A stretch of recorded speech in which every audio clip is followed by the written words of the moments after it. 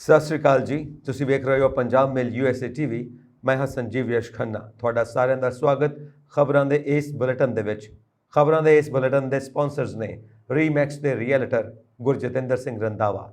ਤੁਸੀਂ ਹਰ ਤਰ੍ਹਾਂ ਦੀ ਪ੍ਰਾਪਰਟੀ ਖਰੀਦਣ ਅਤੇ ਵੇਚਣ ਲਈ ਉਹਨਾਂ ਨੂੰ ਸੰਪਰਕ ਕਰ ਸਕਦੇ ਹੋ। ਰੀਮੈਕਸ ਰੀਅਲ ਐਸਟੇਟ ਦੀ ਦੁਨੀਆ ਦਾ ਮੰਨਿਆ ਪਰਮੰਨਿਆ ਨਾਂ।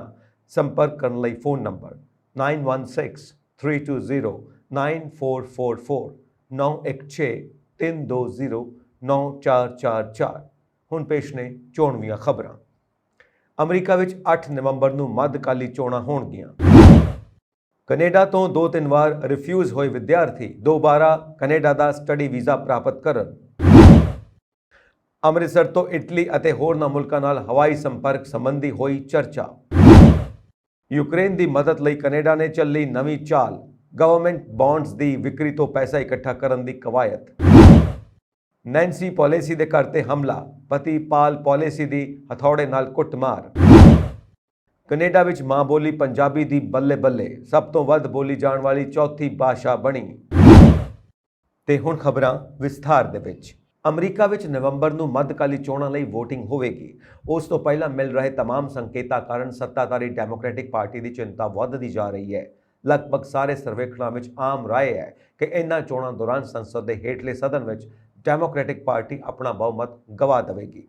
ਹੁਣ ਜ਼ਿਆਦਾਤਰ ਸਰਵੇਖਣਾਂ ਦਾ ਅਨੁਮਾਨ ਹੈ ਕਿ ਉੱਪਰਲੇ ਸਦਨ ਸੈਨੇਟ ਵਿੱਚ ਵੀ ਰਿਪਬਲਿਕਨ ਪਾਰਟੀ ਦਾ ਬਹੁਮਤ ਬਣ ਸਕਦਾ ਹੈ। ਰਾਜਾਂ ਦੀਆਂ ਚੋਣਾਂ ਵਿੱਚ ਵੀ ਡੈਮੋਕ੍ਰੈਟਿਕ ਪਾਰਟੀ ਦੇ ਲਈ ਚੰਗੇ ਸੰਕੇਤ ਨਹੀਂ ਹਨ। ਅਮਰੀਕਾ ਵਿੱਚ ਰਾਸ਼ਟਰਪਤੀ ਦੇ 4 ਸਾਲ ਦੇ ਕਾਰਜਕਾਲ ਵਿੱਚ ਦੀ ਮਿਆਦ ਵਿੱਚ ਹੋਣ ਵਾਲੀ ਚੋਣਾਂ ਨੂੰ ਮੱਧਕਾਲੀ ਚੋਣਾਂ ਕਿਹਾ ਜਾਂਦਾ ਹੈ। ਰਾਸ਼ਟਰਪਤੀ ਜੋ ਬਾਈਡਨ ਨੇ ਖੁਦ ਨੂੰ ਇਨ੍ਹਾਂ ਦਿਨਾਂ ਚੋਣ ਪ੍ਰਚਾਰ ਲਗਾ ਰੱਖਿਆ ਹੈ। ਪਿਛਲੇ ਕੁਝ ਦਿਨਾਂ ਵਿੱਚ ਉਹਨਾਂ ਨੇ ਕਈ ਚੋਣ ਸਭਾ ਕੀਤੀਆਂ ਜਿਨ੍ਹਾਂ ਵਿੱਚ ਉਹਨਾਂ ਨੇ ਵੋਟਰਾਂ ਨੂੰ ਡੈਮੋਕ੍ਰੈਟਿਕ ਪਾਰਟੀ ਦਾ ਸਮਰਥਨ ਕਰਨ ਦੀ ਅਪੀਲ ਕੀਤੀ। ਪੈਰਾਗੌਨ ਗਰੁੱਪ ਉਹਨਾਂ ਵਿਦਿਆਰਥੀਆਂ ਲਈ ਬਹੁਤ ਵਧੀਆ ਖੁਸ਼ਖਬਰੀ ਲੈ ਕੇ ਆਇਆ ਹੈ ਜਿਨ੍ਹਾਂ ਦੀ ਪਹਿਲਾਂ ਕੈਨੇਡਾ ਤੋਂ ਰਿਫਿਊਜ਼ਲ ਆ ਚੁੱਕੀ ਹੈ। ਉਹ ਆਪਣੀ ਫਾਈਲ ਦੁਆਰਾ ਕੈਨੇਡਾ ਲਈ ਅਪਲਾਈ ਕਰਨਾ ਚਾਹੁੰਦੇ ਨੇ।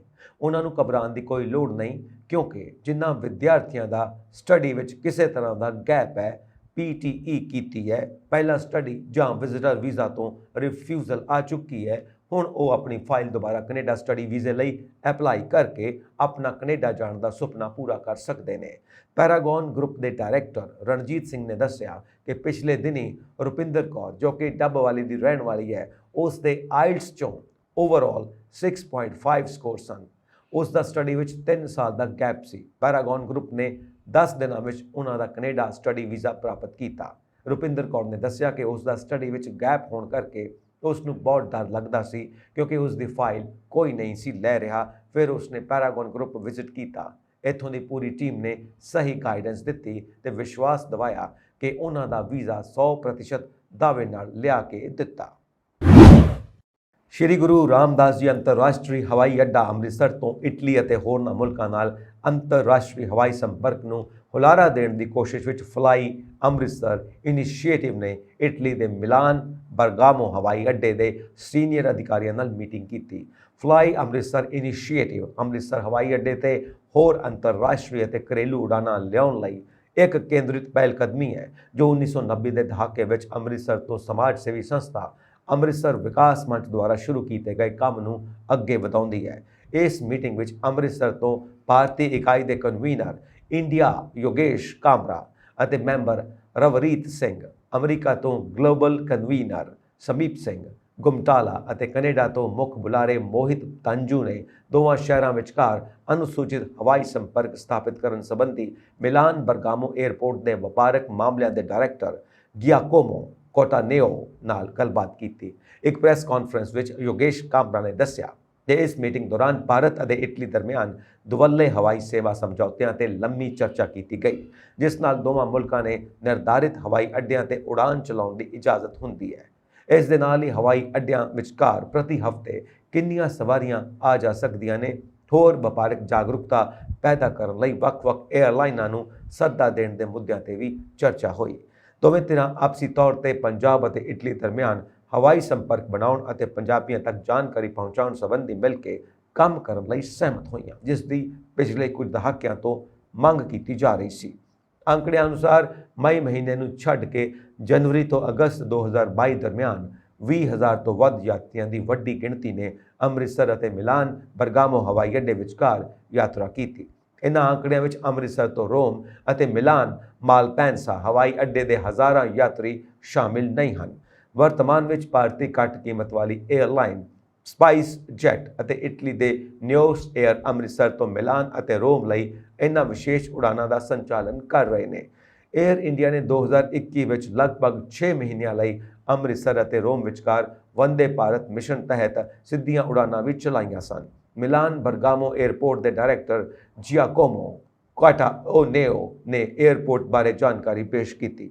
ਉਹਨਾਂ ਭਾਰਤੀ ਅਤੇ ਪੰਜਾਬੀ ਭਾਈਚਾਰੇ ਦੀ ਵੱਡੀ ਆਬਾਦੀ ਜੋ ਇਟਲੀ ਅਤੇ 에ਅਰਪੋਰਟ ਦੇ ਨੇੜਲੇ ਸ਼ਹਿਰਾਂ ਵਿੱਚ ਵਸਦੀ ਹੈ ਦੇ ਅੰਕੜੇ ਵੀ ਸਾਂਝੇ ਕੀਤੇ। ਇਸ ਵਿੱਚ ਪੰਜਾਬੀਆਂ ਦੀ ਬਹੁਤਾਤ ਗਿਣਤੀ ਬਰਗਾਮੋ ਮਿਲਾਨ 에ਅਰਪੋਰਟ ਦੇ ਨੇੜਲੇ ਇਲਾਕਿਆਂ ਵਿੱਚ ਹੈ।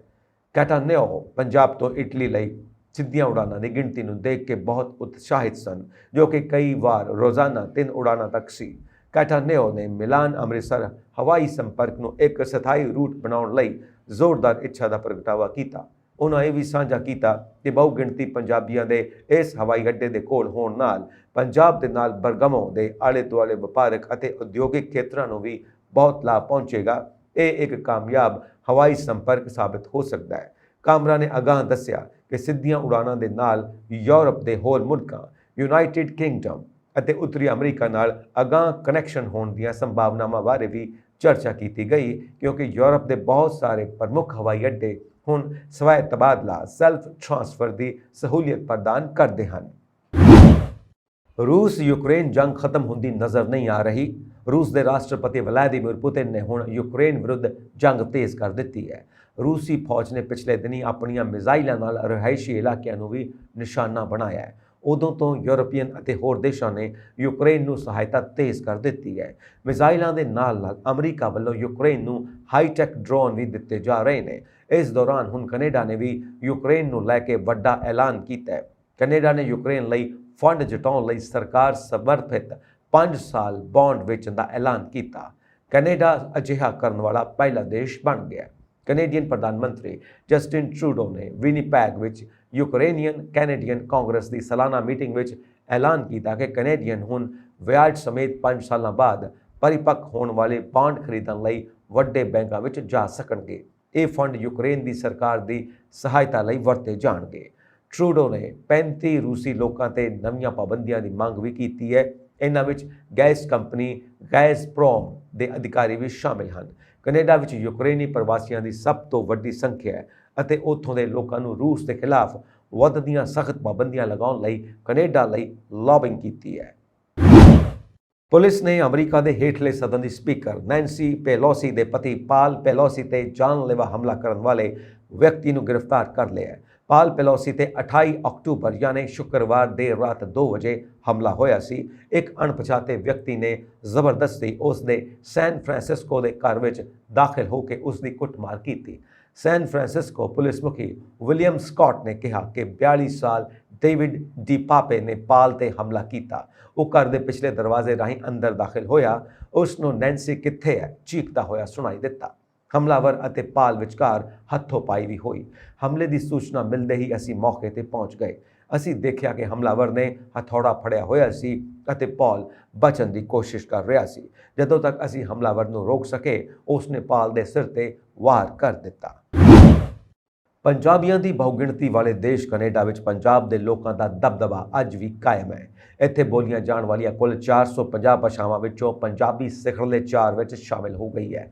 ਕੈਨੇਡਾ ਦੀ ਸਰਕਾਰ ਨੇ ਇਹ ਅੰਕੜੇ 2021 ਦੀ ਜਨਗਣਨਾ ਦੇ ਆਧਾਰ ਤੇ ਕੀਤੇ ਗਏ ਸਰਵੇਖਣ ਦੇ ਆਧਾਰ ਤੇ ਜਾਰੀ ਕੀਤੇ ਨੇ।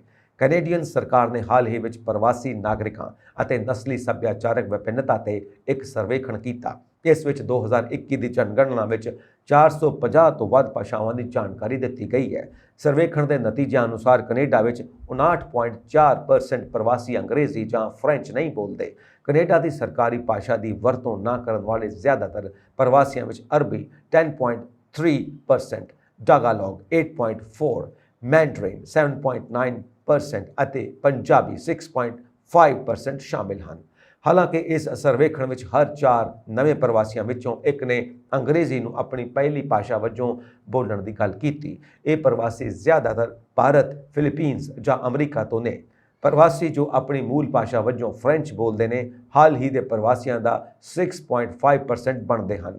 30% ਤੋਂ ਵੱਧ ਇਕੱਲੇ ਫਰਾਂਸ ਦੇ ਹਨ। ਇਸ ਤੋਂ ਬਾਅਦ ਕੈਮरून 11.5%, CTD ਆਈਵਰ 8.4%, ਅਲਜੀਰੀਆ 5.8% ਅਤੇ ਕਾਂਗੋ ਦਾ ਲੋਕਤੰਤਰੀ ਗਣਰਾਜ 5.7% ਹੈ। ਸਰਵੇਖਣ ਦੇ ਅਨੁਸਾਰ ਜ਼ਿਆਦਾਤਰ ਪ੍ਰਵਾਸੀ ਅੰਗਰੇਜ਼ੀ ਜਾਂ ਫ੍ਰੈਂਚ ਬੋਲ ਸਕਦੇ ਨੇ, ਜਦੋਂ ਕਿ ਜ਼ਿਆਦਾਤਰ ਨਵੇਂ ਪ੍ਰਵਾਸੀ ਆਪਣੀ ਪਹਿਲੀ ਭਾਸ਼ਾ ਵਜੋਂ ਅੰਗਰੇਜ਼ੀ ਜਾਂ ਫ੍ਰੈਂਚ ਨਹੀਂ ਬੋਲਦੇ ਹਨ। ਹਾਲ ਹੀ ਵਿੱਚ ਕੈਨੇਡਾ ਵਿੱਚ ਰਹਿਣ ਵਾਲੇ 1.3 ਮਿਲੀਅਨ ਤੋਂ ਵੱਧ ਪ੍ਰਵਾਸੀਆਂ ਵਿੱਚੋਂ 92.7% ਨੇ ਅੰਗਰੇਜ਼ੀ ਜਾਂ ਫ੍ਰੈਂਚ ਵਿੱਚ ਗੱਲਬਾਤ ਕਰਨ ਦੇ ਯੋਗ ਹੋਣ ਦੀ ਰਿਪੋਰਟ ਕੀਤੀ। ਰਿਪੋਰਟ ਵਿੱਚ ਖੁਲਾਸਾ ਹੋਇਆ ਕਿ ਕੈਨੇਡਾ ਵਿੱਚ 5 ਪ੍ਰਵਾਸੀਆਂ ਵਿੱਚੋਂ ਇੱਕ ਭਾਰਤ ਦਾ ਹੈ, ਜਿਨ੍ਹਾਂ ਵਿੱਚ ਪੰਜਾਬੀਆਂ ਦੀ ਬਹੁ ਗਿਣਤੀ ਹੈ। ਮੁੱਖ ਮੰਤਰੀ ਭਗਵੰਤ ਮਾਨ ਨੇ ਕਿਹਾ ਕਿ ਸੂਬੇ ਵਿੱਚ ਜਿਹੜਾ ਵੀ ਸਰਕਾਰੀ ਅਧਿਕਾਰੀ ਆਪਣੇ ਦਫ਼ਤਰ ਦੇ ਬਾਹਰ ਮੋਬਾਈਲ ਫੋਨ ਅੰਦਰ ਲੈ ਜਾਣ ਤੇ ਪਾਬੰਦੀ ਲਾਉਣ ਦਾ ਬੋਰਡ ਲਗਾਏਗਾ, ਸਰਕਾਰ ਉਸ ਨੂੰ ਆਪਣੇ ਆਪ ਭ੍ਰਸ਼ਟ ਮੰਨ ਲਵੇਗੀ ਅਤੇ ਉਸ ਖਿਲਾਫ ਕੇਸ ਦਰਜ ਕੀਤਾ ਜਾ ਸਕਦਾ ਹੈ। ਮੁੱਖ ਮੰਤਰੀ ਨੇ ਆਪਣੇ ਗੁਜਰਾਤ ਦੌਰੇ ਦੌਰਾਨ ਰੈਲੀ ਨੂੰ ਸੰਬੋਧਨ ਕਰਦਿਆਂ ਕਿਹਾ ਕਿ ਪੰਜਾਬ ਵਿੱਚ ਆਮ ਆਦਮੀ ਪਾਰਟੀ ਦੀ ਸਰਕਾਰ ਬਣਦਿਆਂ ਹੀ ਭ੍ਰਸ਼ਟਾਚਾਰ ਖਿਲਾਫ ਹੈਲਪਲਾਈਨ ਨੰਬਰ ਜਾਰੀ ਕੀਤਾ ਗਿਆ ਸੀ। ਪੰਜਾਬ ਵਿੱਚ ਹੁਣ ਤੱਕ 200 ਤੋਂ ਵੱਧ ਅਧਿਕਾਰੀਆਂ ਖਿਲਾਫ ਭ੍ਰਸ਼ਟਾਚਾਰ ਦੇ ਕੇਸ ਦਰਜ ਕਰਕੇ ਉਹਨਾਂ ਨੂੰ ਸਲਾਖਾਂ ਪਿੱਛੇ ਭੇਜਿਆ ਜਾ ਚੁੱਕਾ ਹੈ। ਉਹਨਾਂ ਕਿਹਾ ਕਿ ਰਿਸ਼ਵਤਖੋਰੀ ਦੇ ਖੁਲਾਸੇ ਤੋਂ ਬਚਣ ਲਈ ਕੁਝ ਅਧਿਕਾਰੀਆਂ ਨੇ ਆਪਣੇ ਦਫ਼ਤਰ ਦੇ ਬਾਹਰ ਲਿਖ ਕੇ ਲਗਾ ਦਿੱਤਾ ਸੀ ਕਿ ਕੋਈ ਵੀ ਵਿਅਕਤੀ ਆਪਣਾ ਮੋਬਾਈਲ ਫੋਨ ਸਰਕਾਰੀ ਦਫ਼ਤਰ ਵਿੱਚ ਲੈ ਕੇ ਨਹੀਂ ਜਾਵੇਗਾ। ਫਿਰ ਸਰਕਾਰ ਨੇ ਹੁਕਮ ਜਾਰੀ ਕੀਤਾ ਕਿ ਜਿਹੜਾ ਵੀ ਅਜਿਹਾ ਕਰੇਗਾ ਸਰਕਾਰ ਉਸ ਨੂੰ ਭ੍ਰਸ਼ਟ ਮੰਨ ਲਵੇਗੀ। ਇਸ ਤੋਂ ਬਾਅਦ ਕਈ ਅਧਿਕਾਰੀਆਂ ਨੇ ਇਹਨਾਂ ਬੋਰਡਾਂ ਨੂੰ ਹਟਾ ਲਿਆ। ਮੁੱਖ ਮੰਤਰੀ ਨੇ ਦੱਸਿਆ ਕਿ ਪੰਜਾਬ ਸਰਕਾਰ ਨੇ ਪਿਛਲੇ 7 ਮਹੀਨਿਆਂ ਦੌਰਾਨ ਆਪਣੀਆਂ ਚੋਣ ਗਾਰੰਟੀਆਂ ਨੂੰ ਪੂਰਾ ਕਰਨ ਵੱਲ ਕਦਮ ਵਧਾਏ ਹਨ। ਸੂਬੇ ਦੇ 50 ਲੱਖ ਘਰਾਂ ਦੇ ਬਿਜਲੀ ਬਿੱਲ ਮੁਆਫ ਕੀਤੇ ਜਾ ਚੁੱਕੇ ਹਨ। ਸਰਦੀਆਂ ਵਿੱਚ ਇਹਨਾਂ ਦੀ ਗਿਣਤੀ ਹੋਰ ਵੱਧ ਜਾਵੇਗੀ।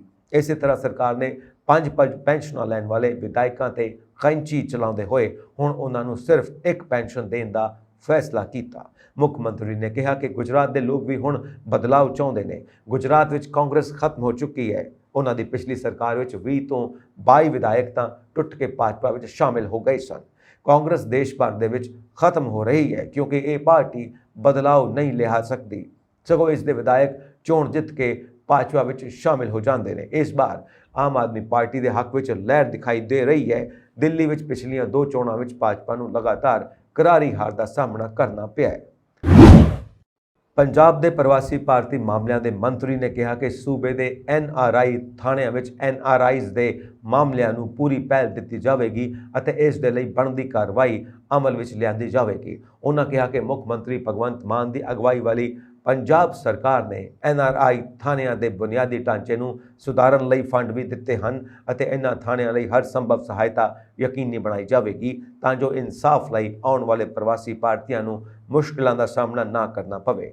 ਮੰਤਰੀ ਨੇ ਪੰਜਾਬ ਪੁਲਿਸ ਅਕੈਡਮੀ ਫਿਲੌਰ ਵਿਖੇ NRI ਵਿੰਗ ਵੱਲੋਂ ਕਰਵਾਏ ਗਏ ਇੱਕ ਦਿਨਾ ਸੂਬਾ ਪੱਧਰੀ ਸਿਖਲਾਈ ਪ੍ਰੋਗਰਾਮ ਨੂੰ ਸੰਬੋਧਨ ਕਰਦਿਆਂ ਕਿਹਾ ਕਿ ਪ੍ਰਵਾਸੀ ਭਾਰਤੀਆਂ ਦੇ ਹਿੱਤਾਂ ਦਾ ਧਿਆਨ ਰੱਖਣਾ ਸਰਕਾਰ ਦਾ ਪਹਿਲਾ ਫਰਜ਼ ਹੈ। ਪੰਜਾਬ ਸਰਕਾਰ ਪ੍ਰਵਾਸੀ ਭਾਰਤੀਆਂ ਦੇ ਹਿੱਤਾਂ ਲਈ ਵਚਨਬੱਧ ਹੈ ਅਤੇ ਉਹਨਾਂ ਦੀ ਸਹੂਲੀਅਤ ਲਈ ਸਾਰੇ ਜ਼ਿਲ੍ਹਿਆਂ ਵਿੱਚ ਨੋਡਲ ਅਫਸਰ ਤਾਇਨਾਤ ਕੀਤੇ ਜਾ ਰਹੇ ਨੇ ਤਾਂ ਜੋ ਪ੍ਰਵਾਸੀ ਭਾਰਤੀਆਂ ਦੀਆਂ ਜਾਇਦਾਦਾਂ, ਉਹਨਾਂ ਦੇ ਕਾਨੂੰਨੀ ਮਾਮਲਿਆਂ ਅਤੇ ਵਿਆਹ ਨਾਲ ਸੰਬੰਧਿਤ ਝਗੜਿਆਂ ਨੂੰ ਜਲਦੀ ਹੱਲ ਕੀਤਾ ਜਾ ਸਕੇ। ਉਹਨਾਂ ਕਿਹਾ ਕਿ ਪ੍ਰਵਾਸੀ ਭਾਰਤੀਆਂ ਵੱਲੋਂ ਸੂਬੇ ਦੇ ਵਿਕਾਸ ਵਿੱਚ ਦਿੱਤਾ ਜਾ ਰਿਹਾ ਸਹਿਯੋਗ ਸ਼ਲਾਘਾਯੋਗ ਹੈ। ਡੇਰਾ ਸੱਚਾ ਸੌਦਾ ਦੇ ਮੁਖੀ ਰਾਮ ਰਹੀਮ ਨੂੰ ਪੈਰੋਲ ਮਿਲਣ ਦਾ ਮਾਮਲਾ ਇੱਕ ਵਾਰ ਫਿਰ ਚਰਚਾ ਦਾ ਵਿਸ਼ਾ ਬਣ ਗਿਆ ਹੈ। ਦਰਅਸਲ ਪੰਜਾਬ ਅਤੇ ਹਰਿਆਣਾ ਹਾਈ ਕੋਰਟ ਦੇ ਇੱਕ ਵਕੀਲ HC ਅਰੋੜਾ ਨੇ ਹਰਿਆਣਾ ਦੇ ਚੀਫ ਸੈਕਟਰੀ ਨੂੰ ਨੋਟਿਸ ਭੇਜਿਆ। ਉਹਨਾਂ ਰਾਮ ਰਹੀਮ ਦੀ ਪੈਰੋਲ ਤੁਰੰਤ ਰੱਦ ਕਰਨ ਦੀ ਮੰਗ ਕੀਤੀ ਹੈ। ਚੰਡੀਗੜ੍ਹ ਦੇ ਵਕੀਲ HC ਅਰੋੜਾ ਨੇ ਹਰਿਆਣਾ ਦੇ CS ਨੂੰ ਭੇਜੇ ਨੋਟਿਸ ਵਿੱਚ ਕਿਹਾ ਕਿ ਰਾਮ ਰਹੀਮ ਨੂੰ ਸਾਧਵੀਆਂ ਦੇ ਜਬਰ ਜਨਾਹ ਅਤੇ ਕਤਲ ਦੇ ਮਾਮਲੇ ਵਿੱਚ ਦੋਸ਼ੀ ਠਹਿਰਾਇਆ ਗਿਆ। ਹਰਿਆਣਾ ਸਰਕਾਰ ਨੇ ਉਹਨਾਂ ਨੂੰ 40 ਦਿਨਾਂ ਦੀ ਪੈਰੋਲ ਦਿੱਤੀ ਹੈ, ਜਿਸ ਦੌਰਾਨ ਉਹ UP ਦੇ ਬਾਗਪਤ ਵਿੱਚ ਰਹਿ ਕੇ ਸਤਸੰਗ ਕਰ ਰਹੇ।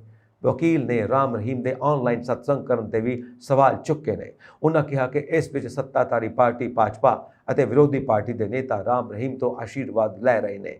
ਇਸ ਨਾਲ ਪੰਚਾਇਤੀ ਚੋਣਾਂ ਅਤੇ ਆਦਮਪੁਰ ਚੋਣਾਂ ਦੀ ਨਿਰਪੱਖਤਾ ਤੇ ਵੀ ਸਵਾਲ ਖੜੇ ਹੋ ਗਏ ਨੇ।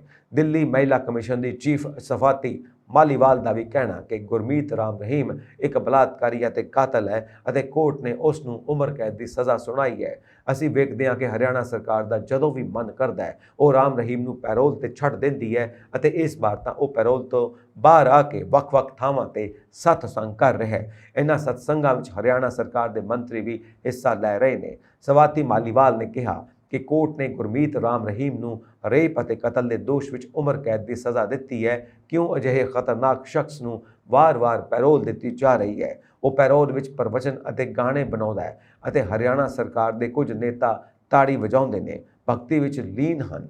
ਹਰਿਆਣਾ ਸਰਕਾਰ ਤੁਰੰਤ ਗੁਰਮੀਤ ਦੀ ਪੈਰੋਲ ਖਤਮ ਕਰੇ।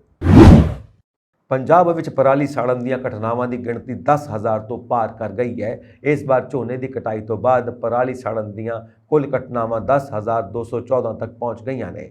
ਇਹ ਪਿਛਲੇ ਸਾਲ ਨਾਲੋਂ ਬਹੁਤ ਜ਼ਿਆਦਾ ਨੇ। 2021 ਵਿੱਚ 28 ਅਕਤੂਬਰ ਤੱਕ ਪਰਾਲੀ ਸਾੜਨ ਦੀਆਂ ਕੁੱਲ 7,503 ਘਟਨਾਵਾਂ ਦਰਜ ਕੀਤੀਆਂ ਗਈਆਂ ਸਨ, ਜੋ ਇਸ ਵਾਰ 2,711 ਦੇ ਨਾਲ ਵੱਧ ਕੇ 10,214 ਹੋ ਗਈਆਂ ਨੇ। ਇਸ ਸਾਲ ਇਹ ਵੀ ਪਹਿਲੀ ਵਾਰ ਹੈ ਕਿ ਇੱਕ ਦਿਨ ਵਿੱਚ 2,000 ਤੋਂ ਵੱਧ ਘਟਨਾਵਾਂ ਦਰਜ ਕੀਤੀਆਂ ਗਈਆਂ ਨੇ। 28 ਅਕਤੂਬਰ ਨੂੰ ਸੈਟੇਲਾਈਟ ਨੇ ਸੂਬੇ ਭਰ ਵਿੱਚ ਪਰਾਲੀ ਸਾੜਨ ਦੀਆਂ ਕੁੱਲ 2,067 ਘਟਨਾਵਾਂ ਦਰਜ ਕੀਤੀਆਂ ਹਨ, ਜੋ ਇਸ ਵਾਰ ਦਾ ਸਭ ਤੋਂ ਵੱਡਾ ਅੰਕੜਾ ਹੈ। ਇਸ ਤੋਂ ਪਹਿਲਾਂ 26 ਅਕਤੂਬਰ ਨੂੰ ਹੀ ਸਭ ਤੋਂ ਵੱਧ 1,238 ਪਰਾਲੀ ਸਾੜਨ ਦੀਆਂ ਘਟਨਾਵਾਂ ਦਰਜ ਹੋਈਆਂ ਸਨ। ਪਰਾਲੀ ਸਾੜਨ ਦੀਆਂ ਘਟਨਾਵਾਂ ਵਿੱਚ ਇਹ ਵਾਧਾ ਕੁਝ ਦਿਨਾਂ ਤੋਂ ਹੀ ਹੋਇਆ ਹੈ। 21 ਅਕਤੂਬਰ ਤੱਕ ਸੂਬੇ ਭਰ ਵਿੱਚ ਪਰਾਲੀ ਸਾੜਨ ਦੀਆਂ ਘਟਨਾਵਾਂ 400 ਤੋਂ 500 ਘਟਨਾਵਾਂ ਹੀ ਦਰਜ ਹੋ ਰਹੀਆਂ ਸਨ। 23 ਅਕਤੂਬਰ ਤੋਂ ਬਾਅਦ ਅੰਕੜਿਆਂ ਵਿੱਚ ਵਾਧਾ ਦਰਜ ਕੀਤਾ ਗਿਆ। ਇਸ ਤੋਂ ਬਾਅਦ 26 ਅਕਤੂਬਰ ਤੋਂ ਇਹ ਅੰਕੜੇ ਲਗਾਤਾਰ ਵੱਧਦੇ ਜਾ ਰਹੇ ਨੇ। ਪੰਜਾਬ ਵਿੱਚ ਜਿਸ ਤਰ੍ਹਾਂ ਅੰਕੜੇ ਵੱਧ ਰਹੇ ਨੇ, 31 ਅਕਤੂਬਰ ਤੱਕ ਦਾ ਸਮਾਂ ਚੁਣੌਤੀਪੂਰਨ ਹੋ ਸਕਦਾ ਹੈ। ਜੇਕਰ ਇਹ ਅੰਕੜੇ ਲਗਾਤਾਰ ਵੱਧਦੇ ਰਹੇ ਤਾਂ ਹਵਾ ਵਿੱਚ ਪ੍ਰਦੂਸ਼ਣ ਦਾ ਖਤਰਾ ਵੱਧ ਜਾਵੇਗਾ। ਅਜਿਹਾ ਇਸ ਲਈ ਵੀ ਹੋਇਆ ਕਿਉਂਕਿ ਸਰਦੀਆਂ ਦੇ ਆਉਣ ਨਾਲ ਅਸਮਾਨ ਵਿੱਚ ਪ੍ਰਦੂਸ਼ਣ ਦੇ ਕਣ ਇੱਕ ਪਤਲੀ ਪਰਤ ਬਣਾ ਲੈਂਦੇ ਨੇ, ਜੋ ਅਸਮਾਨ ਨੂੰ ਧੁੰਦ ਵਾਂਗ ਢੱਕ ਸਕਦੇ ਨੇ। ਇਸ ਨਾਲ ਸਾਹ ਦੀਆਂ ਬਿਮਾਰੀਆਂ ਤੋਂ ਪੀੜਤ ਮਰੀਜ਼ਾਂ ਦੀਆਂ ਮੁਸ਼ਕਲਾਂ ਵੱਧ ਸਕਦੀਆਂ ਨੇ। ਮੁੱਖ ਮੰਤਰੀ ਭਗਵੰਤ ਮਾਨ ਦੇ ਦਿਸ਼ਾ ਨਿਰਦੇਸ਼ਾਂ ਤੇ ਸਮਾਜ ਵਿਰੋਧੀ ਅਨਸਰਾਂ ਵਿਰੁੱਧ ਵਿੱਢੀ ਮੁਹਿੰਮ ਤਹਿਤ ਪੰਜਾਬ ਪੁਲਿਸ ਨੇ ਵੱਡੀ ਸਫਲਤਾ ਹਾਸਲ ਕਰਦਿਆਂ SAS ਨਗਰ ਦੇ ਪਿੰਡ ਛੱਤ ਤੋਂ ਉੱਤਰਾਖੰਡ ਮਾਈਨਿੰਗ ਵਪਾਰੀ ਦੀ ਹੱਤਿਆ ਕਰਨ ਵਾਲੇ 2 ਹਮਲਾਵਰਾਂ ਸਮੇਤ ਦਵਿੰਦਰ ਬੰਬੀਹਾ ਗੈਂਗ ਦੇ 4 ਸ਼ੂਟਰਾਂ ਨੂੰ ਗ੍ਰਿਫਤਾਰ ਕੀਤਾ ਹੈ। ਦੱਸਣਯੋਗ ਹੈ ਕਿ 13 ਅਕਤੂਬਰ ਨੂੰ ਕਾਸ਼ੀਪੁਰ ਦੇ ਕੁੰਡੇਸ਼ਵਰੀ ਪਿੰਡ ਵਿੱਚ ਮਾਈਨਿੰਗ ਵਪਾਰੀ ਮਹਿਲ ਸਿੰਘ ਉਮਰ 70 ਸਾਲ ਦੀ ਉਸ ਦੇ ਘਰ ਦੇ ਬਾਹਰ ਗੋਲੀ ਮਾਰ ਕੇ ਹੱਤਿਆ ਕਰ ਦਿੱਤੀ ਗਈ ਸੀ।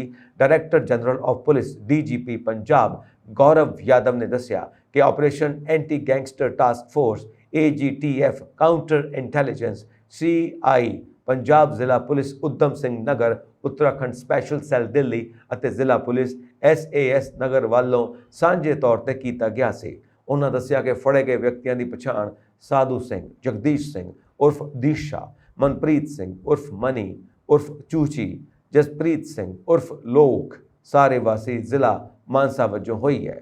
ਉਹਨਾਂ ਅੱਗੇ ਦੱਸਿਆ ਕਿ ਪੁਲਿਸ ਟੀਮਾਂ ਨੇ ਮੁਲਜ਼ਮਾਂ ਦੇ ਕੋਲੋਂ ਇੱਕ .30 ਬੋਰ ਪਿਸਟਲ ਸਮੇਤ 2 ਮੈਗਜ਼ੀਨਾਂ ਅਤੇ 7 ਜ਼ਿੰਦਾ ਕਾਰਤੂਸ, 9mm ਪਿਸਟਲ ਸਮੇਤ ਇੱਕ ਮੈਗਜ਼ੀਨ, ਤੁਰਕੀ ਦੀ ਬਣੀ 9mm ਮਿਸ਼ਨ ਪਿਸਟਲ ਸਣੇ 31 ਕਾਰਤੂਸਾਂ ਦੀ ਸਮਰੱਥਾ ਵਾਲੀ ਮੈਗਜ਼ੀਨ ਸਮੇਤ 3 ਮੈਗਜ਼ੀਨਾਂ ਅਤੇ 19 ਜ਼ਿੰਦਾ ਕਾਰਤੂਸ ਤੋਂ ਇਲਾਵਾ ਇੱਕ ਅਪਾਚੀ ਮੋਟਰਸਾਈਕਲ ਬਰਾਮਦ ਕੀਤਾ ਹੈ। DGP ਗੌਰਵ ਯਾਦਵ ਨੇ ਦੱਸਿਆ ਕਿ ਜਾਂਚ ਦੌਰਾਨ ਇਹ ਗੱਲ ਸਾਹਮਣੇ ਆਈ ਹੈ ਕਿ ਮੁਲਜ਼ਮ ਸਾਧੂ ਸਿੰਘ ਅਤੇ ਮਨਪ੍ਰੀਤ ਸਿੰਘ ਨੇ ਆਪਣੇ ਸਾਥੀਆਂ ਨਾਲ ਮਿਲ ਕੇ ਗੈਂਗਸਟਰ ਤੋਂ ਅੱਤਵਾਦੀ ਬਣੇ ਅਰਸ਼ਦੀਪ ਸਿੰਘ ਉਰਫ ਅਰਸ਼ ਡੱਲਾ ਅਤੇ ਸੁਖਦੂਤ ਸਿੰਘ ਉਰਫ ਸੁੱਖਾ ਦੁਣੀਕੇ ਦੇ ਨਿਰਦੇਸ਼ਾਂ ਤੇ ਮਾਈਨਿੰਗ ਵਪਾਰੀ ਮਹਿਲ ਸਿੰਘ ਦਾ ਕਤਲ ਕੀਤਾ ਸੀ, ਜਦੋਂ ਕਿ ਗ੍ਰਿਫਤਾਰ ਕੀਤੇ ਗਏ ਹੋਰ 2 ਵਿਅਕਤੀਆਂ ਨੇ ਉਹਨਾਂ ਨੂੰ ਹਥਿਆਰ, ਲੌਜਿਸਟਿਕਸ ਸਹਾਇਤਾ ਪ੍ਰਦਾਨ ਕਰਨ ਦੇ ਨਾਲ ਮ੍ਰਿਤਕ ਦੇ ਘਰ ਦੀ ਰੇਕੀ ਵੀ ਕੀਤੀ ਸੀ।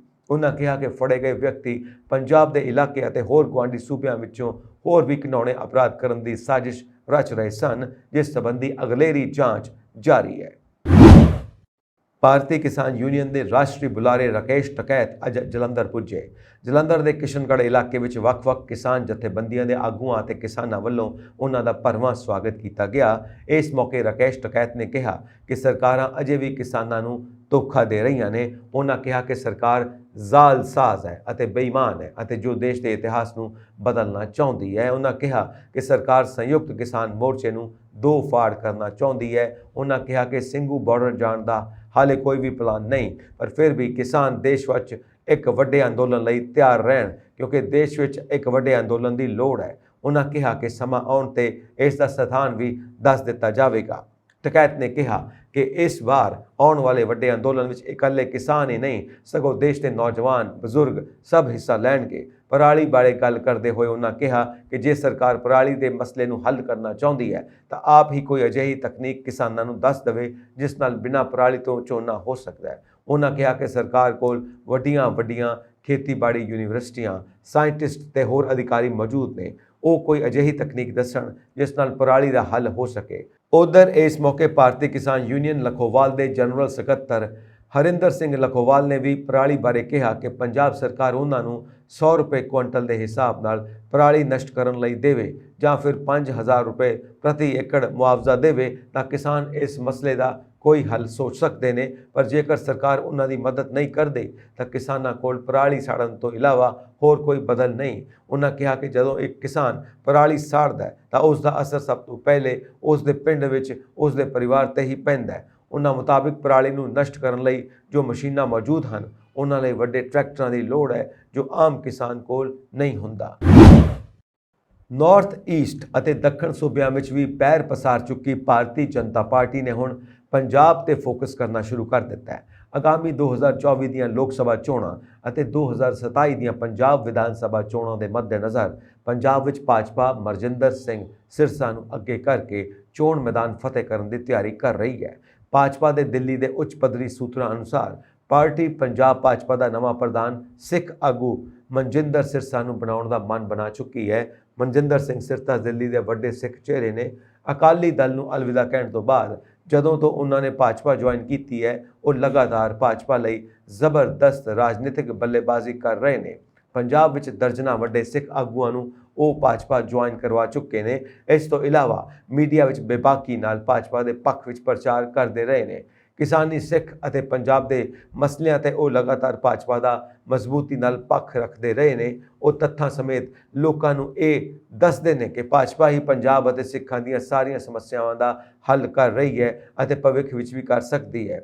ਜਿਸ ਤਰ੍ਹਾਂ ਉਹ ਪੰਜਾਬ ਲਈ ਬੱਲੇਬਾਜ਼ੀ ਕਰ ਰਹੇ ਨੇ ਅੱਜ ਤੱਕ ਪੰਜਾਬ ਦੇ ਭਾਜਪਾ ਆਗੂ ਵੀ ਨਹੀਂ ਕਰ ਸਕੇ। ਸਿਰਸਾ ਦੀ ਪੰਜਾਬੀ ਬੋਲੀ ਬੇਹੱਦ ਸ਼ੁੱਧ ਹੈ ਜਦੋਂ ਕਿ ਪੰਜਾਬ ਦੇ ਜ਼ਿਆਦਾਤਰ ਭਾਜਪਾ ਆਗੂਆਂ ਦੀ ਪੰਜਾਬੀ ਵਿੱਚ ਹਿੰਦੀ ਮਿਕਸ ਹੋ ਜਾਂਦੀ ਹੈ ਜਿਸ ਕਾਰਨ ਪੰਜਾਬੀਆਂ ਤੇ ਉਹਨਾਂ ਦਾ ਪ੍ਰਭਾਵ ਨਹੀਂ ਪੈਂਦਾ। ਕਿਸਾਨ ਅੰਦੋਲਨ ਦੇ ਸਮੇਂ ਸਿਰਸਾ ਦੇ ਡਟ ਕੇ ਕਿਸਾਨਾਂ ਦੇ ਹੱਕ ਵਿੱਚ ਆਵਾਜ਼ ਬੁਲੰਦ ਕੀਤੀ ਸੀ।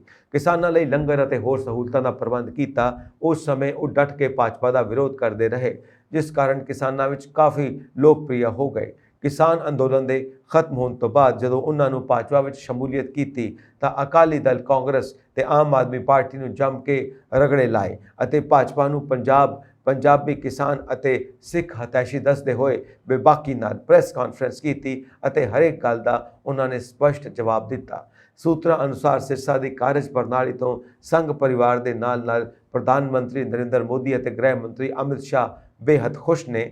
ਅਮਿਤ ਸ਼ਾਹ ਦਾ ਸਿਰਸਾ ਨੂੰ ਵਿਸ਼ੇਸ਼ ਆਸ਼ੀਰਵਾਦ ਹਾਸਿਲ ਹੈ। ਭਾਜਪਾ ਵਿੱਚ ਸ਼ਾਮਿਲ ਹੋਣ ਤੋਂ ਬਾਅਦ ਮਨਜਿੰਦਰ ਸਿੰਘ ਸਿਰਸਾ ਇੱਕੋ ਇੱਕ ਅਜਿਹੇ ਆਗੂ ਹਨ ਜੋ ਕਦੇ ਵੀ ਗ੍ਰਹਿ ਮੰਤਰੀ ਨੂੰ ਮਿਲ ਸਕਦੇ ਹਨ ਜਦੋਂ ਕਿ ਮੁੱਖ ਮੰਤਰੀ ਤੱਕ ਨੂੰ ਅਮਿਤ ਸ਼ਾਹ ਨਾਲ ਮਿਲਣ ਲਈ ਸਮਾਂ ਲੈਣਾ ਪੈਂਦਾ ਹੈ। ਦਿੱਲੀ ਦੀ ਸਿੱਖ ਰਾਜਨੀਤੀ ਦਾ ਅਸਰ ਹਮੇਸ਼ਾ ਪੰਜਾਬ ਤੇ ਪੈਂਦਾ ਹੈ। ਦਿੱਲੀ ਦੀ ਸਿੱਖ ਅਤੇ ਪੰਜਾਬ ਰਾਜਨੀਤੀ ਵਿੱਚ ਸਿਰਸਾ ਦੀ ਡੂੰਘੀ ਪੈਠ ਹੈ। ਉਹ ਦਿੱਲੀ ਤੋਂ ਮੁੜ ਵਿਧਾਇਕ ਰਹਿ ਚੁੱਕੇ ਨੇ ਅਤੇ ਮੌਜੂਦਾ ਸਮੇਂ ਦਿੱਲੀ ਸਿੱਖ ਗੁਰਦੁਆਰਾ ਪ੍ਰਬੰਧਕ ਕਮੇਟੀ ਤੇ ਵੀ ਸਿਰਸਾ ਗਰੁੱਪ ਦਾ ਹੀ ਕਬਜ਼ਾ ਹੈ। ਸਿਰਸਾ ਜਿੱਥੇ ਜੱਟ ਸਿੱਖ ਹਨ ਉੱਥੇ ਉਹਨਾਂ ਦਾ ਸਿੱਖੀ ਸਰੂਪ ਸਭ ਨੂੰ ਪ੍ਰਭਾਵਿਤ ਕਰਦਾ ਹੈ। ਭਾਜਪਾ ਪੰਜਾਬ ਦੀ ਰਾਜਨੀਤੀ ਲਈ ਮਨਜਿੰਦਰ ਸਿੰਘ ਸਿਰਸਾ ਨੂੰ ਹਰ ਤਰ੍ਹਾਂ ਨਾਲ ਫਿੱਟ ਮੰਨ ਰਹੀ ਹੈ। ਸਿੱਖਾਂ ਵਿੱਚ ਅਕਾਲੀ ਦਲ ਦਾ ਗ੍ਰਾਫ ਲਗਾਤਾਰ ਡਿੱਗਦਾ ਜਾ ਰਿਹਾ ਹੈ ਜਿਸ ਦਾ ਰਾਜਨੀਤਿਕ ਲਾਭ ਸਿਰਸਾ ਦੇ ਰੂਪ ਦੇ ਵਿੱਚ ਭਾਜਪਾ ਚੁੱਕਣਾ ਚਾਹੁੰਦੀ ਹੈ। ਸਿਰਸਾ ਰਾਹੀਂ ਹੀ ਭਾਜਪਾ ਸਿੱਖਾਂ ਦੇ ਕਈ ਅਹਿਮ ਮਸਲੇ ਹੱਲ ਕਰਨ ਦਾ ਪਲਾਨ ਵੀ ਬਣਾ ਰਹੀ ਹੈ। ਪ੍ਰਧਾਨ ਮੰਤਰੀ ਨਰਿੰਦਰ ਮੋਦੀ ਨੇ ਸ਼ੁੱਕਰਵਾਰ ਨੂੰ ਫੇਕ ਨਿਊਜ਼ ਨੂੰ ਲੈ ਕੇ ਲੋਕਾਂ ਨੂੰ ਸਖਤ ਸੰਦੇਸ਼ ਜਾਰੀ ਕੀਤਾ। ਉਹਨਾਂ ਲੋਕਾਂ ਨੂੰ ਅਪੀਲ ਕੀਤੀ ਕਿ ਉਹ ਕੁਝ ਵੀ ਅੱਗੇ ਫਾਰਵਰਡ ਕਰਨ ਤੋਂ ਪਹਿਲਾਂ 10 ਵਾਰ ਸੋਚਣ। ਪੀਐਮ ਮੋਦੀ ਨੇ ਕਿਹਾ ਕਿ ਫੇਕ ਨਿਊਜ਼ ਬੇहद ਖਤਰਨਾਕ ਹੈ ਅਤੇ ਇਸ ਦੇ ਕਈ ਗੰਭੀਰ ਨਤੀਜੇ ਹੋ ਸਕਦੇ ਨੇ। ਪ੍ਰਧਾਨ ਮੰਤਰੀ ਨੇ ਕਿਹਾ ਕਿ ਇੱਕ ਵੀ ਫੇਕ ਨਿਊਜ਼ ਰਾਸ਼ਟਰੀ ਚਿੰਤਾ ਦਾ ਵਿਸ਼ਾ ਬਣਨ ਦੀ ਸਮਰੱਥਾ ਰੱਖਦੀ ਹੈ। ਇਸ ਲਈ ਦੇਸ਼ ਨੂੰ ਇਹਨਾਂ ਤੇ ਰੋਕ ਲਗਾਉਣ ਲਈ ਆਧੁਨਿਕ ਟੈਕਨੋਲੋਜੀ ਤੇ ਜ਼ੋਰ ਦੇਣਾ ਹੋਵੇਗਾ। ਇੱਥੇ ਆਯੋਜਿਤ ਰਾਜਾਂ ਦੇ ਗ੍ਰਹਿ ਮੰਤਰੀਆਂ ਦੇ 2 ਰੋਜ਼ਾ ਚਿੰਤਨ ਸ਼ਿਵਰ ਨੂੰ ਸੰਬੋਧਿਤ ਕਰਦਿਆਂ ਪ੍ਰਧਾਨ ਮੰਤਰੀ ਨੇ ਲੋਕਾਂ ਨੂੰ ਅਜਿਹੀ ਕਿਸੇ ਵੀ ਜਾਣਕਾਰੀ ਨੂੰ ਦੂਜਿਆਂ ਤੱਕ ਪਹੁੰਚਾਉਣ ਤੋਂ ਪਹਿਲਾਂ ਵਿਸ਼ਲੇਸ਼ਣ ਅਤੇ ਤਸਦੀਕ ਕਰਨ ਬਾਰੇ ਜਾਗਰੂਕ ਕਰਨ ਦੀ ਲੋੜ ਤੇ ਜ਼ੋਰ ਦਿੱਤਾ। ਉਹਨਾਂ ਕਿਹਾ ਕਿ ਕਿਸੇ ਵੀ ਜਾਣਕਾਰੀ ਨੂੰ ਅੱਗੇ ਭੇਜਣ ਤੋਂ ਪਹਿਲਾਂ 10 ਵਾਰ ਸੋਚਣਾ ਚਾਹੀਦਾ ਹੈ ਅਤੇ ਇਸ ਤੇ ਵਿਸ਼ਵਾਸ ਕਰਨ ਤੋਂ ਪਹਿਲਾਂ ਇਸ ਦੀ ਪੁਸ਼ਟੀ ਕਰਨਾ ਬਹੁਤ ਜ਼ਰੂਰੀ ਹੈ। ਹਰ ਪਲੇਟਫਾਰਮ ਤੇ ਅਜਿਹੀ ਜਾਣਕਾਰੀ ਦੀ ਪੁਸ਼ਟੀ ਕਰਨ ਦੇ ਤਰੀਕੇ ਹਨ। ਜੇ ਤੁਸੀਂ ਇਸ ਦੀ ਜਾਂਚ ਕਰਨ ਲਈ ਵੱਖ-ਵੱਖ ਸੋਮਿਆਂ ਰਾਹੀਂ ਜਾਂਦੇ ਹੋ ਤਾਂ ਤੁਹਾਨੂੰ ਇਸ ਦਾ ਨਵਾਂ ਐਡੀਸ਼ਨ ਮਿਲੇਗਾ। ਪ੍ਰਧਾਨ ਮੰਤਰੀ ਨੇ ਕਿਹਾ ਕਿ ਸੋਸ਼ਲ ਮੀਡੀਆ ਨੂੰ ਸਿਰਫ ਸੂਚਨਾ ਦੇ ਸੋਮੇ ਵਜੋਂ ਹੀ ਸੀਮਿਤ ਨਹੀਂ ਰੱਖਣਾ ਚਾਹੀਦਾ। ਉਹਨਾਂ ਕਿਹਾ ਕਿ ਇੱਕ ਫੇਕ ਨਿਊਜ਼ ਵੀ ਰਾਸ਼ਟਰੀ ਚਿੰਤਾ ਦਾ ਵਿਸ਼ਾ ਬਣ ਸਕਦੀ ਹੈ। ਉਹਨਾਂ ਕਿਹਾ ਕਿ ਨੌਕਰੀਆਂ ਵਿੱਚ ਰਾਖਵੇਂਕਰਨ ਬਾਰੇ ਪਿਛਲੇ ਸਮੇਂ ਵਿੱਚ ਫੈਲੀਆਂ ਜਾਲੀ ਖਬਰਾਂ ਅਤੇ ਭਾਰਤ ਨੂੰ ਵੀ ਨੁਕਸਾਨ ਝੱਲਣਾ ਪਿਆ ਹੈ। ਉਹਨਾਂ ਕਿਹਾ ਸਾਨੂੰ ਉਹਨਾਂ ਦੇ ਪ੍ਰਵਾਹ ਨੂੰ ਰੋਕਣ ਲਈ ਉન્નਤ ਟੈਕਨੋਲੋਜੀ ਤੇ ਜ਼ੋਰ ਦੇਣਾ ਪਵੇਗਾ। ਐਲਨ ਮਸਕ ਟਵਿੱਟਰ ਪ੍ਰਾਪਤੀ ਨੂੰ ਪੂਰਾ ਕਰਨ ਤੋਂ ਬਾਅਦ ਕਾਰਵਾਈ ਵਿੱਚ ਹੈ। ਮਸਕ ਇਸ ਮਾਈਕਰੋ ਬਲੌਗਿੰਗ ਪਲੇਟਫਾਰਮ ਨਾਲ ਜੁੜੇ ਨਿਯਮਾਂ ਨੂੰ ਲਗਾਤਾਰ ਬਦਲ ਰਿਹਾ ਹੈ। ਤਾਜ਼ਾ ਖਬਰ ਇਹ ਹੈ ਕਿ ਐਲਨ ਮਸਕ ਨੇ ਟਵਿੱਟਰ ਤੇ ਕਾਮੇਡੀ ਨੂੰ ਅਪਰਾਧ ਮੰਨਣ ਵਾਲੇ ਨਿਯਮਾਂ ਨੂੰ ਵੀ ਹਟਾ ਦਿੱਤਾ ਹੈ। ਜਿਨ੍ਹਾਂ ਲੋਕਾਂ ਦੇ ਅਕਾਊਂਟ ਅਜਿਹੀਆਂ ਮੋਟੀਆਂ-ਛੋਟੀਆਂ ਘਟਨਾਵਾਂ ਕਾਰਨ ਬੰਦ ਹੋ ਗਏ ਸਨ, ਉਹਨਾਂ ਨੂੰ ਮੁੜ ਚਾਲੂ ਕਰ ਦਿੱਤਾ ਗਿਆ ਹੈ। ਹਾਲਾਂਕਿ ਇਹ ਕਦੋਂ ਹੋਵੇਗਾ ਇਹ ਸਪਸ਼ਟ ਨਹੀਂ ਹੈ। ਤੁਹਾਨੂੰ ਦੱਸ ਦਈਏ, ਐਲਨ ਮਸਕ ਨੇ ਸ਼ੁੱਕਰਵਾਰ ਨੂੰ ਟਵਿੱਟਰ ਦੀ ਪ੍ਰਾਪਤੀ ਦੀ ਰਸਮੀ ਕਾਰਵਾਈ ਪੂਰੀ ਕੀਤੀ। ਟਵਿੱਟਰ ਤੇ ਪੂਰਾ ਕੰਟਰੋਲ ਹਾਸਲ ਕਰਨ ਤੋਂ ਬਾਅਦ ਉਸ ਨੇ CEO ਪਰਾਗ ਅਗਰਵਾਲ ਸਮੇਤ ਟਾਪ ਮੈਨੇਜਮੈਂਟ ਦੀ ਛੁੱਟੀ ਕਰ ਦਿੱਤੀ ਸੀ। ਇਹ ਸਨ ਅੱਜ ਦੀਆਂ ਮੁੱਖ ਖਬਰਾਂ। ਹੋਰ ਅਪਡੇਟਸ ਦੇ ਲਈ ਵੇਖਦੇ ਰਹੋ ਪੰਜਾਬ ਮੇਲ USA TV। ਸਬਸਕ੍ਰਾਈਬ ਕਰੋ ਪੰਜਾਬ ਮੇਲ USA TV। ਸਤਿ ਸ਼੍ਰੀ ਅਕਾਲ ਜੀ।